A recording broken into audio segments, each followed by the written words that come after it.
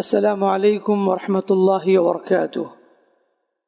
إن الحمد لله نحمده ونستعينه ونستغفره ونعوذ بالله من شرور أنفسنا ومن سيئات أعمالنا. من يهده الله فلا مضل له ومن يضلله فلا هادي له، وأشهد أن لا إله إلا الله وحده لا شريك له، وأشهد أن محمدًا عبده ورسوله. أما بعد، فإن خير الحديث كتاب الله، وخير الهدي هدي محمد صلى الله عليه وسلم، وشر الأمور محدثاتها، وكل محدثة بدعة، وكل بدعة ضلالة، وكل ضلالة في النار. فأعوذ بالله السميع العليم من الشيطان الرجيم. يا أيها الذين آمنوا اتقوا الله حق تقاته ولا تموتن إلا وأنتم مسلمون. بسم الله الرحمن الرحيم. يا أيها الناس اتقوا ربكم الذي خلقكم من نفس واحدة وخلق منها زوجها وبث منهما رجالا كثيرا ونساء، واتقوا الله الذي تساءلون به والأرحام إن الله كان عليكم رقيبا. يا أيها الذين آمنوا اتقوا الله وقولوا قولا سديدا يصلح لكم أعمالكم ويغفر لكم ذنوبكم، ومن يطع الله ورسوله فقد فاز فوزا عظيما. وقال تعالى: فأعوذ بالله السميع العليم. ومن يرغب عن ملة إبراهيم إلا من سفه نفسه ولقد اصطفيناه في الدنيا وإنه في الآخرة لمن الصالحين. إذ قال له ربه أسلم قال أسلمت لرب العالمين. وقال عز وجل: لن ينال الله لحومها ولا دماؤها ولكن يناله التقوى منكم. برادران اسلام اور پردہ نشین خواتین اسلام، اللہ رب العالمین کا شکر احسان ہے، اس اللہ رب العزت نے ہم تمام کو عید الاضحیٰ جیسی عظیم نعمت عطا کی. اس کا احسان ہے، اس کا شکر ہے. دعا ہے رب العالمین سے اللہ رب العالمین اس عید سعید کو حقیقی معنی میں خوشیوں لانے والی عید بنائے، برکتوں کا ذریعہ بنائے اور اللہ کی نعمتوں کا ذریعہ بنائے. معزز بھائیوں، جیسا کہ آپ جانتے ہیں یہ عید الاضحیٰ ابراہیم علیہ السلام کی زندگی کو تازہ کراتی ہے. ابراہیم علیہ السلام کا گھرانہ کس طرح اللہ کی رضا کے لیے، اللہ کو خوش کرنے کے لیے بے شمار قربانیاں پیش کی.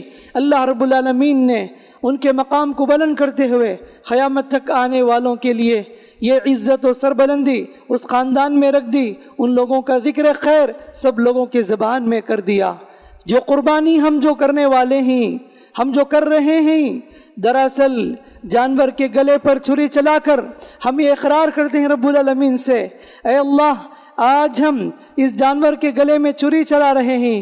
اے اللہ، اگر تیرا حکم ہو تو ہم اپنی ارمانوں کو قربان کرنے کے لیے تیار ہیں، اپنی آرزوؤں کو قربان کرنے کے لیے تیار ہیں، خاندانی رسم و رواج کو قربان کرنے کے لیے تیار ہیں، اپنی مال کی قربانی کرنے کے لیے تیار ہیں، اپنی جان کی قربانی کرنے کے لیے تیار ہیں، تن من دھن کی قربانی کے لیے تیار ہیں.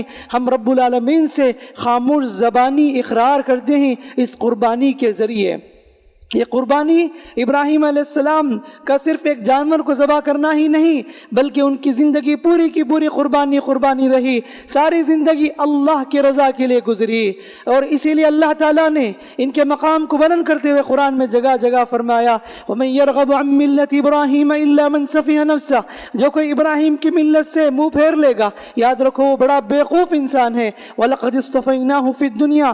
ہم نے ابراہیم کو دنیاوی زندگی میں چن لیا. وَلَقَدِ اصْطَفَيْنَاهُ فِي الدُّنْيَا وَإِنَّهُ فِي الْآخِرَةِ لَمِنَ الصَّالِحِينَ. اور بے شک وہ آخرت میں نیک لوگوں میں سے ہوں گے. اذ قال له ربه اسلم.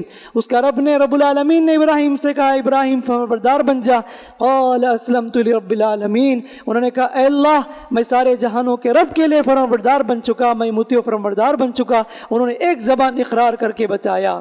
ابراہیم علیہ السلام کی زندگی، جیسا کہ کہا گیا یہ قربانی پوری زندگی قربانی ہے اللہ کے لیے، اللہ کو راضی کرنے کے لیے وطن کو چھوڑا، بستی کو چھوڑا، باپ سے اللہ کے لیے دشمنی مول لی، اور 80 سال ہوئے اس کے بعد اولاد ہوئی، اور اللہ تعالیٰ نے حکم دیا اولاد کو ذبح کرو، اس کے لیے بھی تیار ہو گئے، بڑی قربانی پیش کی، اور اپنی بیوی ہاجرہ علیہ السلام کو اور اپنے بیٹے اسماعیل علیہ السلام کو بنجر زمین میں اللہ تعالیٰ نے چھوڑنے کا حکم دیا، اس کے لیے بھی تیار ہو گئے، اکیلے چھوڑ کر چلے گئے، اور پوچھا ہاجرہ علیہ السلام نے کہاں جا رہے ہو، کیا اللہ کا حکم ہے؟ تو کہا ہاں، تو کہنے لگی اذا لا یضیعنا، تب تو اللہ تعالیٰ ہمیں ضائع نہیں کرے گا۔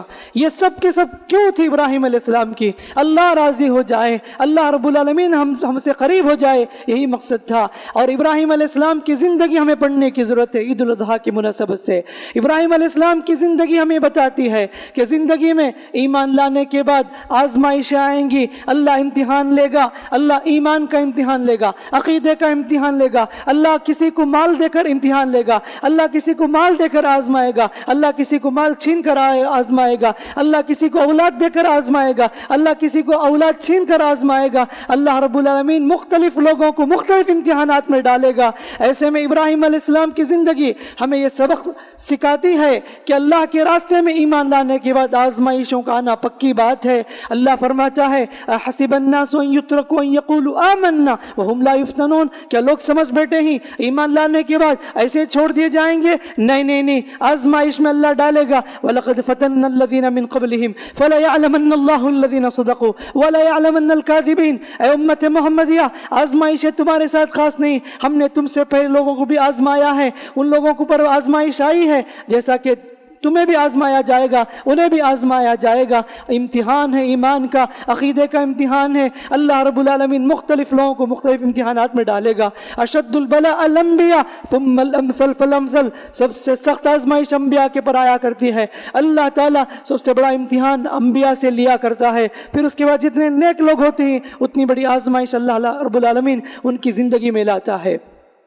ابراہیم علیہ السلام کی زندگی ہم پڑھتے ہیں تو ہمیں یہ بات بھی معلوم ہوتی ہے کہ آزمائش آنے کے بعد آزمائش سے نکلنے کا طریقہ بھی ہمیں سکھاتی ہے۔ زندگی میں تکلیفیں آتی ہیں، بیماریاں آتی ہیں، مصیبتیں آزمائشیں آتی ہیں، ابراہیم علیہ السلام کے جیسا توکل اگر ہمارا توکل ہو جائے کہ انہوں نے کہا جب آگ میں ڈالا گیا تو جبریل علیہ السلام نے پوچھا کیا مدد کی ضرورت ہے؟ تو کہا اے جبریل تمہاری مدد کی ضرورت نہیں بلکہ مجھے اللہ تعالیٰ کی مدد کی ضرورت ہے، اللہ میری حفاظت کرے گا، حسبی اللہ و نعم الوکیل کہہ کر آگ میں کود جاتے ہیں۔ اللہ رب العالمین نے ان کی حفاظت کی۔ نہ صرف ابراہیم بلکہ مائی ہاجرہ کی زندگی دیکھیے، کیا توکل تھا، وہ بنجر وادی میں چھوڑ کر جا رہے ہیں، کیا توکل، کیا کانفیڈنس، کہنے لگی جاؤ ابراہیم اللہ ہمیں ضائع نہیں کرے گا، یہ توکل۔ اسے بات معلوم ہوتی ہے آزمائش کے موقع پر صبر کے ساتھ، اللہ پر توکل کے ساتھ اللہ کی بندگی کریں گے، اللہ تعالیٰ مصیبت سے نکلنے کا راستہ تمہارے لیے دکھائے گا، اللہ تعالیٰ تکلیف سے نکال کر راحت کی زندگی عطا کرے گا۔ اللہ تعالیٰ کا وعدہ ہے اِنَّا لَنَنصُرُ رُسُلَنَا وَالَّذِينَ آمَنُوا فِي الْحَيَاةِ الدُّنْيَا وَيَوْمَ يَقُومُ الْأَشْهَادُ، ہم مومنوں کی مدد کریں گے اور رسولوں کی مدد کریں گے فی الحیات الدنیا، دنیا زندگی میں بھی اور آخرت کی زندگی میں بھی۔ آج کے دور میں جہاں خوف کا ماحول ہے، ہر کوئی اپنے آپ میں فکر میں ڈوبا ہوا ہے، کبھی مسلمانوں پر ظلم ہوتا ہے، کبھی اسلام کے خلاف سازشیں ہوتی ہیں، ایسے ماحول میں ملت ابراہیمی کو بڑھنے کی ضرورت ہے۔ انہوں نے اس فتنے کے دور میں، آزمائش کے دور میں اللہ پر توکل کیا تھا، اللہ کی بندگی کرتے ہوئے اللہ کو راضی کیے، اللہ سے قریب ہوئے، اللہ تعالیٰ ان کی حفاظت کی۔ آج بھی اس بھارت کے مسلمان اللہ سے قریب ہو جائیں، اللہ رب العالمین پر توکل کریں، اللہ تعالیٰ کی بندگی کریں۔ اللہ کا وعدہ ہے اللہ تعالیٰ بڑے سے بڑے دشمن بھی کیوں نہ آ جائے، اللہ تعالیٰ نیست و نابود کرے گا، ان کی چال کو برباد کرے گا، ان کی سازش کو ناکام کرے گا، بشرط یہ ہے کہ ایمان والے بن جائے، بشرط یہ ہے کہ اللہ کو راضی کرنے والے بن جائے۔ اگر ہم اپنی زندگی منمانی کریں گے، اگر ہم اپنی زندگی اپنی خواہشات کے مطابق گزاریں گے، خواہشات کی قربانی نہیں دیں گے، ارمانوں کی قربانی نہیں دیں گے، بھلا بتاؤ کہ اللہ کی مدد کیسے آئے گی؟ ہمیں تو حکم دیا گیا کہ ہم اپنی زندگی میں اللہ اس کے رسول کی اطاعت کریں، لیکن ہم لوگ چھوٹی چھوٹی قربانی کو بھی دینے کے لیے تیار نہیں ہیں. کتنے موقع ایسے آتے ہیں جہاں ہم اپنی خواہشات کی مانتے ہیں, اپنے ارمانوں کی مانتے ہیں, کتنے رسم و رواج کرتے ہوئے ہم اللہ کو ناراض کرتے ہیں. خاندانی رسم و رواج ہو, شادی بیاہ کے معاملات ہو, کتنے رسم و رواج کرتے ہیں, وہاں پر ہم کیوں اپنے ارمانوں کی قربانی نہیں دیتے؟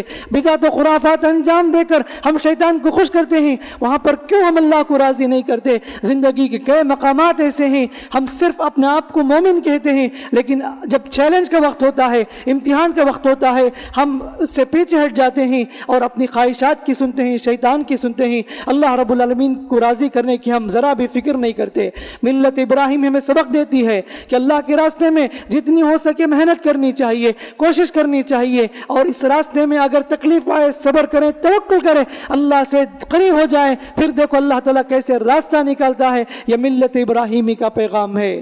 ملت ابراہیمی کا پیغام یہ بھی ہے, ایک درس یہ بھی ہے, بہت اہم درس خاندانی زندگی کے لیے, معاشرے کے لیے ضروری ہے اس سبق کو سیکھنا کہ ابراہیم علیہ السلام کا گھرانہ ہمارے لیے نمونہ ہے کہ کس طریقے سے پورا گھرانہ اللہ کو راضی کرنے کے لیے بے شمار قربانیاں پیش کرتی ہیں.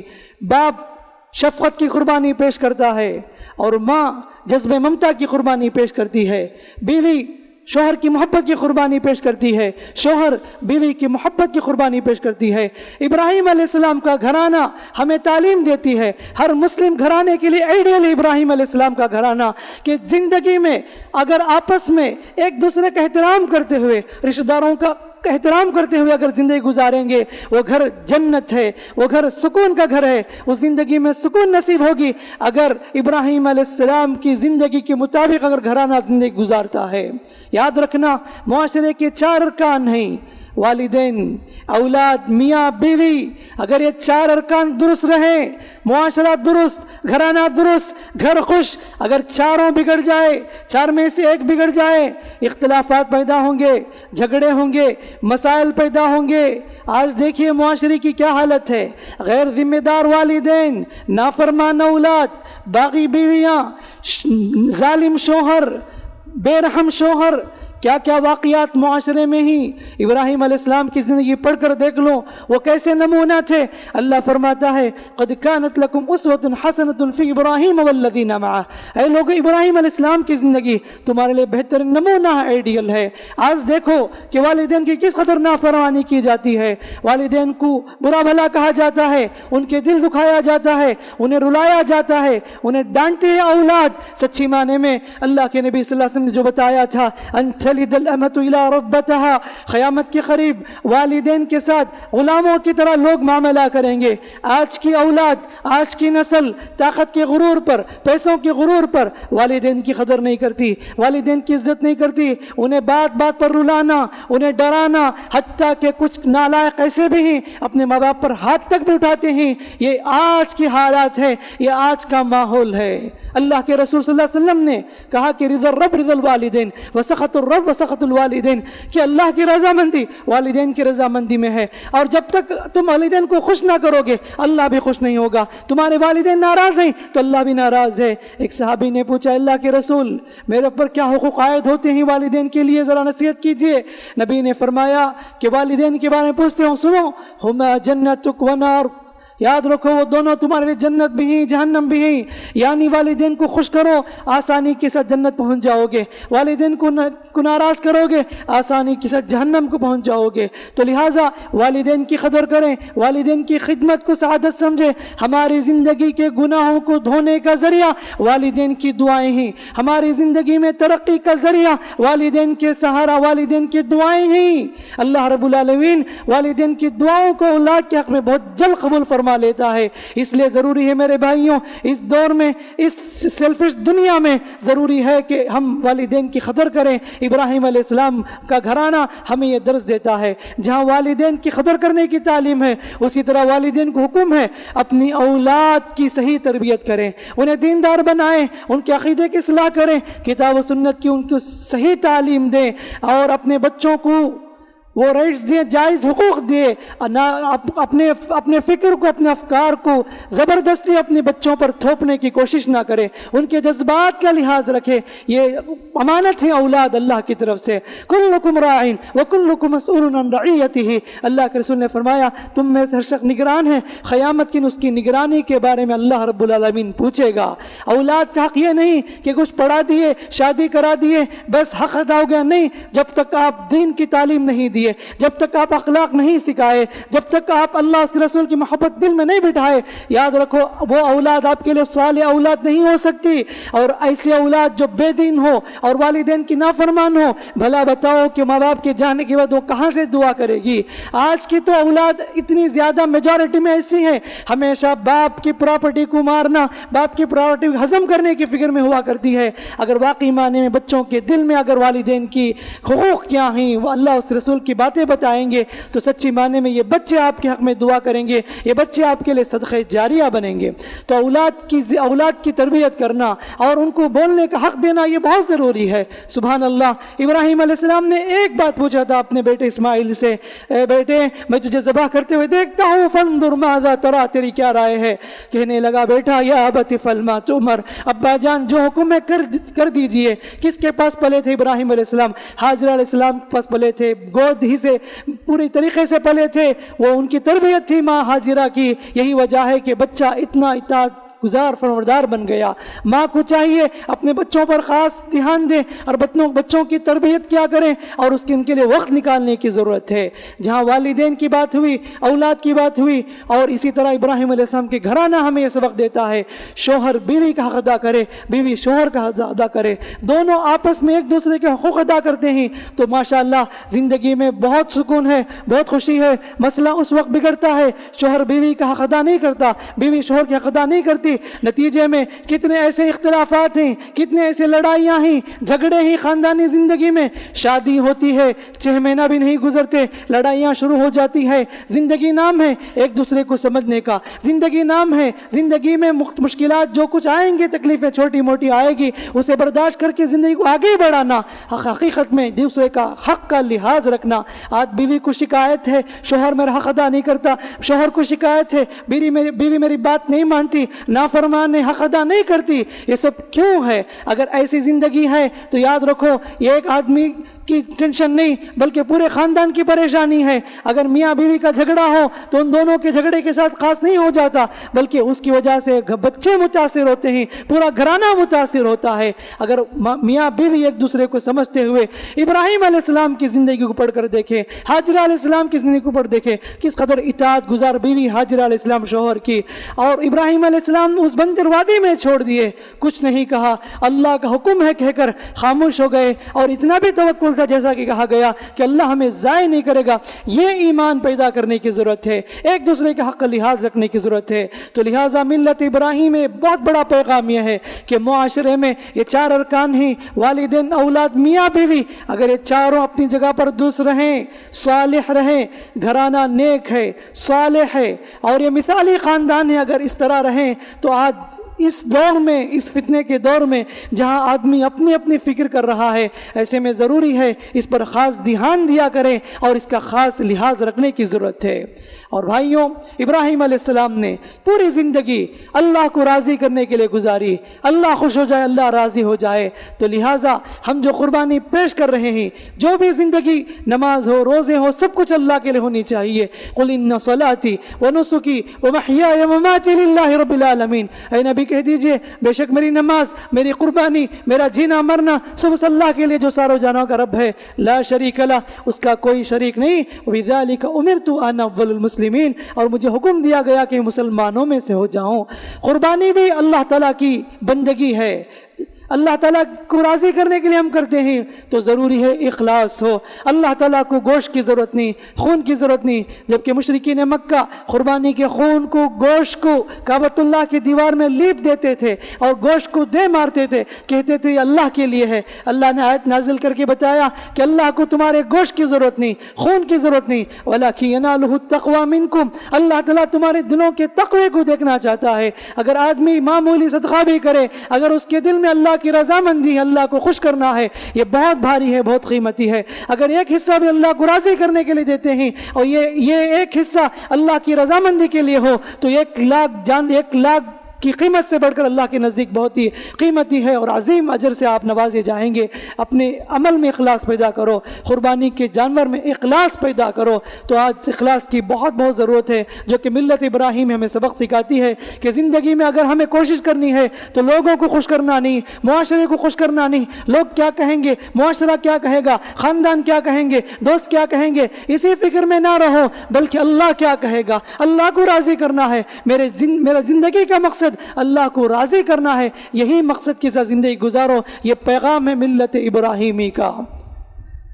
ملت ابراہیمی میں بہت سارے دروس ہیں، لیکن میں آپ کے سامنے چند باتیں یہاں پر رکھا ہے۔ اللہ سے دعا ہے کہ اللہ تعالی ہم تمام کو کئی باتوں پر، سنی باتوں پر عمل کی توفیق عطا فرمائے۔ اللہ رب العالمین ہمیں صحیح معنی میں اطاعت اور فرمانبردار بنائے۔ اور عید کی مناسبت سے یہ پیغام یہ بھی دینا چاہوں گا کہ ہمارا مذہب اسلام پاکی صفائی کا مذہب ہے، پاکی صفائی کا دین ہے۔ اسلام ہمیں پاکی صفائی کی تعلیم دیتا ہے۔ ہم عید الاضحیٰ کی مناسبت سے پاکی صفائی کا خاص لحاظ رکھے، ہماری حرکت سے، ہماری غلطی سے کہیں اسلام کی بدنامی نہ ہو، کہیں مسلم سوسائٹی کی بدنامی نہ ہو جائے۔ آج یہ بہت ضروری ہے، ورنہ تو بہت سے مرتبہ بولنے کے باوجود بھی مسلم محلوں میں دیکھ سکتے ہیں آپ، گلیوں میں گندگی پھیلانا، جانوروں کے خون کو اور اس کی غلاظت کو پھیلانا، تکلیف دینا لوگوں میں عام ہے۔ یاد رکھنا قربانی سنت ابراہیمی ہے، قربانی سنت نبوی صلی اللہ علیہ وسلم ہے، قربانی سنت ہے، وہیں پر دوسروں کو تکلیف پہنچانا کبیرہ گناہ ہے۔ آج کے اس مبارک دن میں آپ اللہ کو راضی کرنے جا رہے ہیں، ایسے میں گندگی پھیلا کر گناہ نہ مول لو، اللہ تعالیٰ کو ناراض نہ کر لو۔ جتنے لوگ گزریں گے اس گندگی سے وہ سارے گناہ آپ کے پر آئیں گے، اسی لیے پاکی صفائی کا خاص لحاظ رکھے۔ اسی طرح قربانی کے جانور کو فوٹو لینا، ویڈیو بنانا، انسٹاگرام میں، واٹس ایپ میں، فیس بک میں شیئر کرنا لہٰذا مناسب نہیں ہے۔ آپ تو جانتے ہیں کہ جس دور میں ہم جی رہے ہیں فتنے کا دور ہے، جہاں پر خاص کر کے اس معاشرے میں، اس ماحول میں حکومت کی بڑی کڑی نظر ہے سوشل میڈیا پر۔ ایسے میں ہم بغیر سوچے سمجھے کچھ ویڈیو اپلوڈ کر دیں اور اس وجہ سے دوسرے لوگ اسے بڑا چڑھا کر لوگوں کے سامنے پیش کریں، ایسی حرکت نہ کریں، یہ بہت بڑی غلطی ہے۔ بہت سے نوجوان ایسے ہوتے ہیں کہ جانوروں کی ویڈیو لیتے ہیں اور اس کو شیئر کرنے کی کوشش کرتے ہیں۔ اللہ کے لیے غلطی نہ کیجیے، آپ کی یہ غلطی سارے لوگوں کی بدنامی ہے، سارے مسلم قوم کی بدنامی ہے، اس کا خاص لحاظ رکھے۔ عید الاضحیٰ کی مناسبت سے چند آداب یہ ہیں، اللہ کے نبی صلی اللہ علیہ وسلم کا معمول رہا، عید الفطر کو کھا کر آتے تھے، عید الاضحیٰ کو جا کر کھاتے تھے، قربانی کے گوشت سے ناشتہ کیا کرتے تھے، قربانی کے جانور کو ذبح کرنے سے پہلے چاقو چھری اچھی طرح تیز کر لینی چاہیے۔ اللہ کے نبی صلی اللہ علیہ وسلم نے فرمایا کہ اپنے ذبیحہ کو آرام پہنچاؤ، اپنے جانور کو آرام پہنچاؤ، اس کے بھی کچھ جذبات ہیں، اور یہ بھی حکم دیا جانور کے سامنے چاقو تیز نہ کرو، اور یہ بھی کہا گیا کہ جانور کو جانور کے سامنے ذبح نہ کرے، اور قربانی کا گوشت غریبوں، مسکینوں، محتاجوں کو دیا کرو، خود بھی کھاؤ، پڑوس کو دو، اور جن جن گھروں میں خاص کر کے قربانی نہیں ہے ایسے گھروں میں پہلے پہنچانے کی ضرورت ہے۔ کتنے گھرانے ایسے ہیں ہم جانتے ہیں، باپ کی زندگی میں جب تک باپ موجود رہا گائیں کاٹتے تھے، بکری کاٹتے تھے، لیکن والد کا انتقال ہوا، چھوٹے چھوٹے معصوم بچے، بس چہرہ ان کا اداس رہتا عید کی مناسبت سے، ان کی خوشیاں ختم ہو جاتی ہیں۔ ایسے میں ایسے گھرانوں میں جاؤ، وہ آج سے چند سال پہلے تک، گزشتہ سال بھی ان کے باپ کی موجودگی میں، گھر کے بڑے کی موجودگی میں قربانی کیا کرتے تھے، آج ان کے والد نہ رہے، اب وہ بیچارے قربانی کرنے سے عاجز ہیں اور ان کے پاس اتنی سہولت بھی نہیں ہے۔ ایسے گھرانے میں اپنے قربانی کے گوشت کو پہنچاؤ، حتیٰ کہ جو غیر ہیں یا غیر مسلمین ہیں اگر ایسے بھی ہیں ان کو بھی دینے میں کوئی حرج کی بات نہیں ہے۔ ممکن ہے اس کے ذریعے سے اسلام کی میسج ان کے تک پہنچ جائے، ممکن ہے ان کے دل میں اسلام کی محبت، مسلمانوں کی محبت ان کے دلوں میں بیٹھ جائے۔ اللہ نے فرمایا فَكُلُوا مِنْهَا وَأَطْعِمُوا الْبَائِسَ الْفَقِيرَ، قربانی کے گوشت تم بھی کھاؤ اور فقیر محتاج سب کو بھی کھلاؤ، اللہ رب العالمین کا حکم ہے۔ اور ساتھ ساتھ میرے بھائیوں اللہ کی کبریائی بیان کرو، یہ ایام اللہ کی کبریائی بیان کرنے کے ایام ہیں، تکبیر کثرت سے پڑھا کرو، اللہ اکبر اللہ اکبر اللہ اکبر، لا الہ الا اللہ اللہ اللہ اکبر اللہ اکبر وللہ الحمد اللہ اکبر کبیرا والحمد للہ کثیرا وسبحان اللہ بکرۃ واصیلا. جس طرح حجاج لبیک اللہم لبیک وہاں پر کہہ رہے ہیں مینا کے میدان میں, عرفہ کے میدان میں, ہم یہاں پر دنیا بھر میں جہاں بھی مسلمان ہیں سب کو حکم دیا گیا کثرت سے تکبیر پڑھنے کی ضرورت ہے. اللہ اکبر اللہ اکبر لا الہ الا اللہ اکبر اللہ اکبر وللہ الحمد. اٹھتے چلتے پھرتے بیٹھتے سب جگہ پر تکبیر کا اہتمام ہونی چاہیے. اللہ رب العالمین کی کبریائی بیان کرے, عظمت بیان کرے, اللہ کی حمد و ثنا تسبیح بیان کریں ان دنوں میں اب جو ہم قربانی کر رہے ہیں اور آگے کے دن ہیں. آج کے ساتھ ساتھ بقیہ 3 دن بھی قربانی کے ایام ہیں. اللہ تعالیٰ نے اس کی ہمیں اجازت دی ہے. اللہ سے دعا ہے اللہ رب العالمین ہم تمام کو اللہ رب العالمین کی رضا کے لیے جینے کے اللہ ہم سب کو توفیق عطا فرمائے. اللہ رب العالمین جب تک ہمیں اس دنیا میں رکھے ایمان کی حالت میں رکھے, اسلام کی حالت میں رکھے. اللہ رب العالمین ہماری قربانیوں کو قبول فرمائے. اللہ رب العالمین ہمیں اخلاص عطا فرمائے. اللہ رب العالمین ہم پر رحم کا معاملہ فرمائے, کرم کا معاملہ فرمائے. اللہ رب العالمین ہمیں ریاکاری سے, شہرت سے, دکھاوے سے اللہ تعالیٰ ہم سب کی حفاظت فرمائے. اللہ رب العالمین ہماری اولاد کی اصلاح فرمائے. اللہ معاشرے میں بگڑی ہوئی نسل کی اصلاح فرمائے. اللہ تعالیٰ ہم سب کو والدین کی اطاعت گزار بنائے اور اللہ رب العالمین ہم سب کو ایک دوسرے کے حق ادا کرنے کے اللہ ہم سب کو توفیق دے. اللہ رب العالمین معاشرے کو پرامن معاشرہ بنائے. اللہ رب العالمین جہاں بھی مسلمان پریشانی تکلیف میں ہی اللہ ان کی پریشانی کو دور فرمائے. رب العالمین ہم پر رحم کا معاملہ فرمائے, کرم کا معاملہ فرمائے. فتنے کے دور میں ہمارے ایمان کی حفاظت فرمائے, فتنے کے دور میں ہمارے اسلام کی حفاظت فرمائے, آنے والے نسل کی ایمان کی حفاظت فرمائے. اللہ رب العالمین سے دعا ہے اللہ رب العالمین ہم تمام کو ملت ابراہیم پر چلائے, ملت ابراہیم کی پیروی کرنے کی اللہ ہم سب کو توفیق دے. اور جیسا ابراہیم علیہ السلام کی زندگی اللہ کی اطاعت میں گزری اللہ رب العالمین ہماری زندگی بھی ویسے ہی بنا دے. اللہ رب العالمین ہماری ماؤں کو, بہنوں کو حاجرہ علیہ السلام کی زندگی کے مطابق زندگی گزارنے کے اللہ توفیق عطا فرمائے. اللہ رب العالمین ہماری اولاد کو اسماعیل علیہ السلام کی زندگی مطابق گزارنے کی توفیق عطا فرمائے. اللہ ہم سب کی اصلاح فرمائے, کرم فرمائے. ہم میں سے جو بیمار ہیں اللہ شفا عطا فرمائے, جو تکلیف میں ہیں اللہ ان کی تکلیف کو دور فرمائے, جو مجبور ہیں اللہ ان کی مجبوری کو دور فرمائے, جو مقروض ہیں اللہ ان کے قرض کو آسان فرمائے. ہم میں سے جو اس دنیا میں ہماری آنکھوں کے سامنے ہم سے پہلے چلے گئے ہیں اللہ ان سب پر مغفرت فرمائے. اللہ ان پر رحم کرے, اللہ ان کی مغفرت کرے, ان کی خبر کشادہ فرمائے. اللہ رب العالمین انہیں جنت فردوس کے اعلیٰ مقام پر فائز فرمائے. رب العالمین ہمیں موت دے تو ایمان کی حالت میں موت دے, اور ہماری موت آئے تو ایمان کی حالت اپنے پاس بلا لے, اور موت کے وقت اللہ رب العالمین ہمیں کلمہ لا الہ الا اللہ نصیب فرمائے. آمین. فاعوذ باللہ السمیع العلیم من الشیطان الرجیم. ان اللہ وملائکتہ یصلون علی النبی یا ایھا الذین آمنوا صلوا علیہ وسلموا تسلیما. اللهم صل علی محمد وعلى آل محمد كما صليت على ابراہیم وعلى آل ابراہیم انک حمید مجید. اللهم بارك على محمد وعلى آل محمد كما باركت على إبراهيم وعلى آل إبراهيم إنك حميد مجيد. ربنا آتنا في الدنيا حسنة وفي الآخرة حسنة وقنا عذاب النار. ربنا لا تزغ قلوبنا بعد إذ هديتنا وهب لنا من لدنك رحمة إنك أنت الوهاب. اللهم آت أنفسنا تقواها زكها أنت خير من زكاها أنت وليها ومولاها يا رب العالمين. لا إله إلا أنت سبحانك إنا كنا من الظالمين. اللهم أعز الإسلام والمسلمين وأذل الشرك المشركين. اللهم ارحم المسلمين في كل مكان. اللهم انصر إخوان المسلمين والمستضعفين في بلادنا يا رب العالمين يا أرحم الراحمين. رب اجعلني مقيم الصلاة ومن ذريتي ربنا وتقبل دعاء. ربنا اغفر لي ولوالدي وللمؤمنين يوم يقوم الحساب. ربنا لا تؤاخذنا إن نسينا أو أخطأنا. ربنا ولا تحمل علينا إصرا كما حملته على الذين من قبلنا. ربنا ولا تحملنا ما لا طاقة لنا به واعف عنا واغفر لنا وارحمنا أنت مولانا فانصرنا على القوم الكافرين برحمتك يا رب العالمين يا أرحم الراحمين. اللهم اكفنا بحلالك عن حرامك واغننا بفضلك عمن سواك.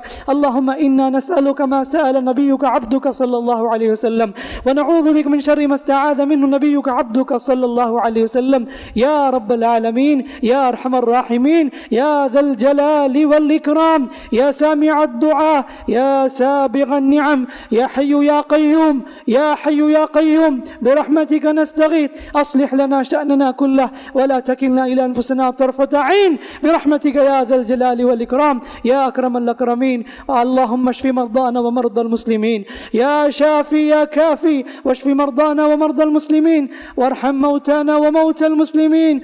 اللهم اغفر لنا ولوالدينا، اللهم اغفر لنا ولوالدينا وأمهاتنا وأزواجنا وذرياتنا وإخواننا وأخواتنا وأصدقائنا وأساتذتنا وجميع المسلمين والمسلمات يا رب العالمين.